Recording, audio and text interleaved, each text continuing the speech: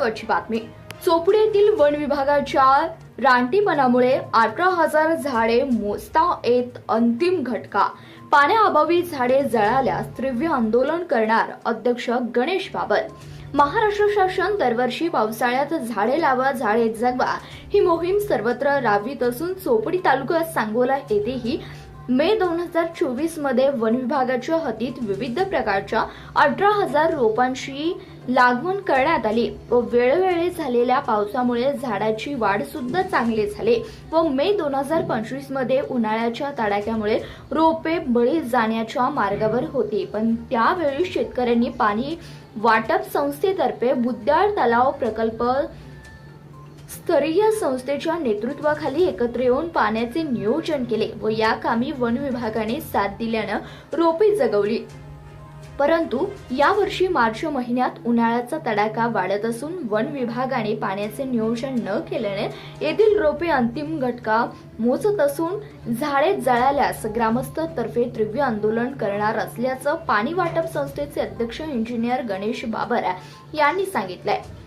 गत वर्षी वन खात्याने नियोजन व्यवस्थित केल्याने रोपांना पाणी मिळालं, परंतु यावर्षी वन विभाग सांगोला यांना पाण्याचं नियोजन करा व रोपे जगवा या संबंधात पत्र व्यवहार केला आहे व या वन परिक्षेत्र अधिकारी सांगोला यांना वारंवार सांगितलं, परंतु याकडे नियोजनाअभावी दुर्लक्ष झाल्यानं रोपे जळण्याच्या मार्गावर असून सध्या रोपांना पाणी घालणं गरजेचं आहे. परंतु वन विभागाच्या रानटी धोरणामुळे 18,000 झाडे अंतिम घटका मोजत आहेत.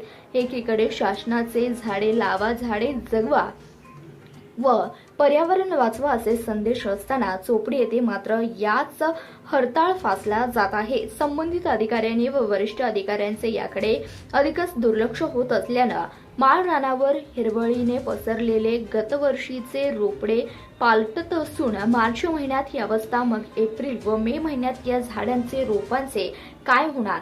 सर्व झाडे जळण्याच्या मार्गावर आहेत, कारण त्यांना पाणी नाही. मग शासन दरवर्षी नवीन रोपे लावणार व पाण्याअभावी जळणार का असा प्रश्न ग्रामस्थ विचारित आहेत. याचा जबाबदार कोण असा प्रश्न चोपडी ग्रामस्थ करीत आहेत. तरी वरिष्ठ अधिकाऱ्यांनी याकडे लक्ष देणं गरजेचं आहे व न दिला चोपडी ग्रामस्थ तर्फे तीव्र आंदोलन करणार असल्याचं अध्यक्ष इंजिनियर गणेश बाबर यांनी सांगितलंय.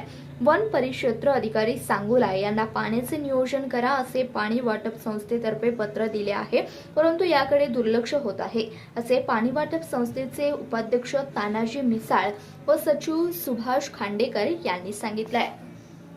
धन्यवाद. प्रतिनिधी रविराज शेटे, CBS न्यूज मराठी, सांगोला.